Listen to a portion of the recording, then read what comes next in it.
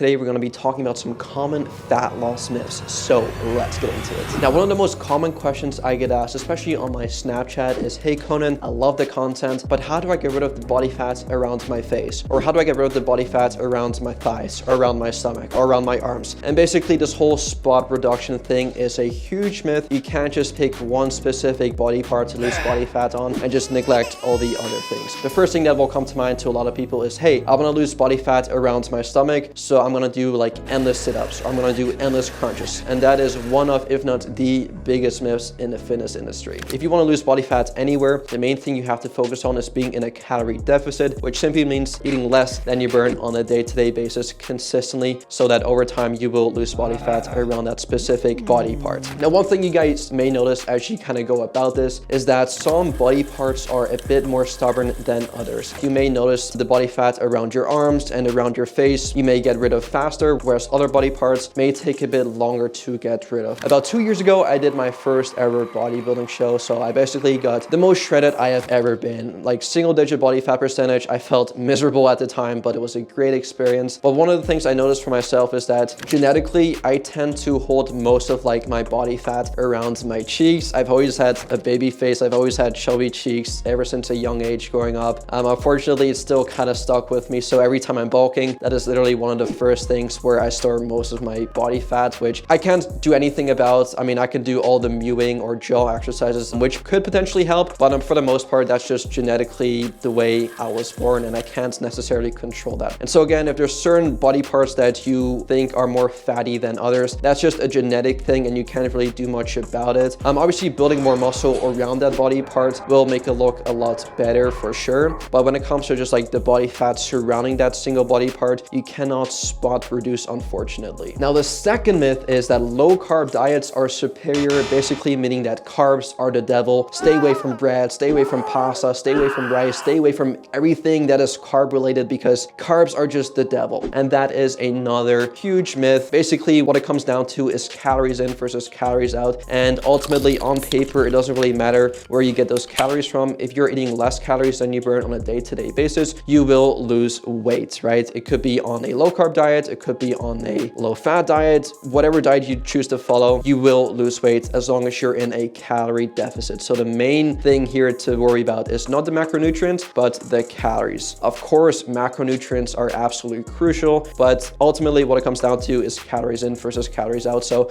specific diets aren't magical. The main thing most of these do is just having you eat less food than you do on average, which will most likely put you in a calorie deficit. Now, while we're on the subject of diets, I'm not a huge fan of excluding certain macronutrients from your diet, whether it's excluding all carbohydrates from your diet or all fats from your diet, because the entire point of being in shape is to stay in shape, right? You don't just want to like get in shape for a couple weeks and then fall off track. And so the biggest thing you have to ask yourself before you decide to like do any specific diet or do any workout routine, can I do this for the rest of my life? If the answer is no, the chances of you sustaining that are very, very slim, and you should probably reconsider doing that specific thing, because health is something that you can very easily lose. You can very easily gain all the weight back. You can very easily get out of shape, lose all the muscle, right? And so the biggest thing here, not just when it comes to like this specific myth, but just all diets in general, is like making sure that, okay, this sounds promising, but can I sustain this for the rest of my life? Which is why I personally am not a huge fan of all these weird different diets, whether it's keto, paleo, low carb, whatever you want to think of. And I personally, for myself and all my other clients, usually suggest just a overall balanced diet. Include all the food groups into your diet. Don't exclude anything. We're all human beings. And as soon as you tell yourself or tell someone else that, hey, for the rest of your life, you can never have carbs anymore, that'll probably drive you crazy. I mean, sure, you can probably sustain it and do it for a couple weeks, but can you really do that for the rest of your life? Chances are probably not, because you go anywhere outside, all the restaurants, all the grocery stores, they all have different foods. And it's like, I do not want to live a life where I can never eat carbs again. I love bread, I love rice, I love pasta, I love all carbs, and I just don't see a world where I not eat that. Like I said, the best way to sustain anything in life, especially when it comes to your diet, especially in fitness, is making sure that you find something that you can enjoy, which makes it so much easier to stick with and sustain for the rest of your life, which is ultimately the entire goal of fitness. Now, the third myth is that cardio is the only way to burn body fat. And now, although that's true, cardio burns calories, which therefore helps you burn fat, which is completely true. However,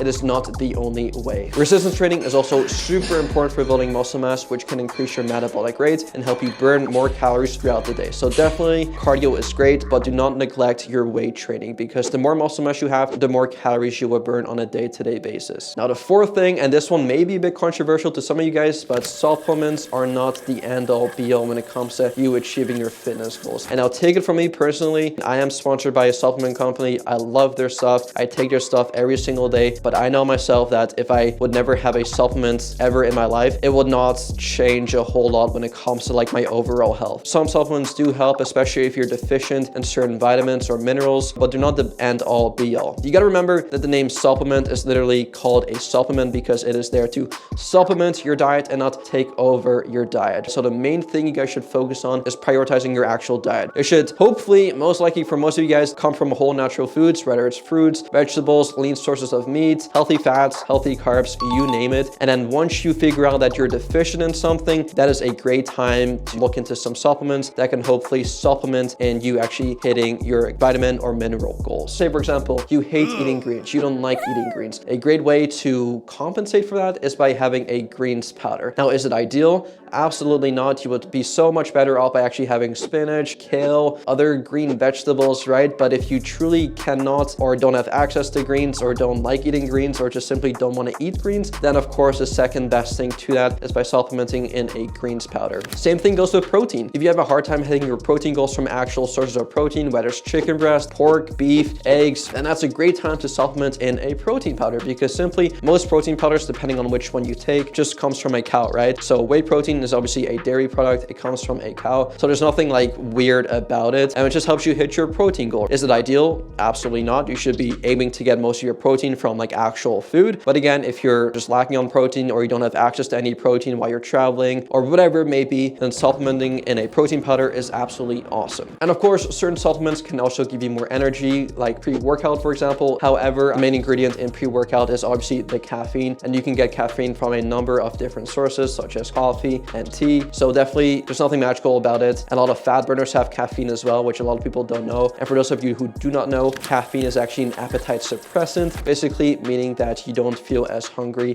compared to if you did not have any caffeine, right? So if you truly want to just feel more energized and suppress your appetite slightly, just have a coffee or have a tea. You definitely do not need all these crazy fat burners or all these crazy pre-workout supplements. Again, it is just a supplement and it is definitely not needed. In summary, the only real way to lose body fat is to create a calorie deficit through a combination of diet and exercise. Avoid falling for the common fat loss myths like spot reduction, low carb diets, cardio only workouts, and supplements. Instead, focus on a balanced approach that includes a healthy diet, regular exercise, and consistency. So if you guys enjoyed this video, please be sure to go give this video a thumbs up. Be sure to subscribe to my channel as well, and I'll see you guys in the next one. Peace out.